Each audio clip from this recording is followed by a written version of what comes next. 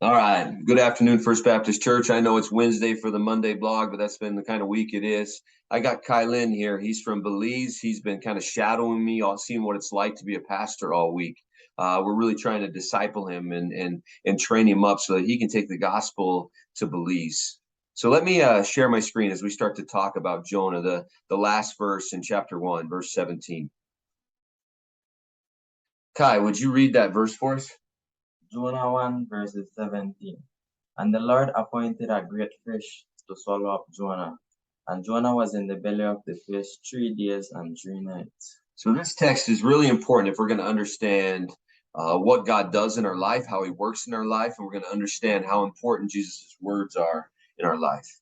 So, Kai, what do you think the significance is of a great fish swallowing up Jonah? I think it means that despite of our bad decisions, Jesus still loves us, because even though Jonah disappeared, God still sent a fish to save him. Within that saving him too, we see that even though it's a smelly fish, right? And we often think that when we're in the smelliness of life and the hard times of life that God hates us or doesn't love us, but in fact he's saving us. And we see when it gets done that God had a plan that was greater than that and actually was saving us from the deep sea like the Mediterranean.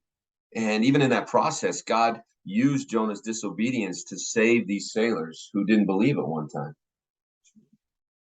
All right, let's look at the next part. And Jonah was in the belly of the fish 3 days and 3 nights. What do you think the significance of that is, Kai? The significance of the 3 days and 3 nights means the death and resurrection of Jesus.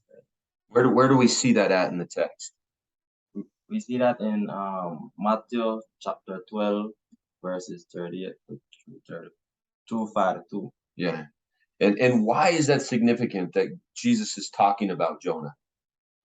Because it was a true story. Yeah, we should use Jesus's words as commentary for the rest of Scripture. If Jesus says it's true, then we as Christians, as followers of Jesus Christ, need to listen to God's words, need to listen to Jesus' words and hold them as being true. Well, thank you for tuning in today. That was me and Kai doing a little bit of Monday blog. You guys have a wonderful day, and we'll see you next week.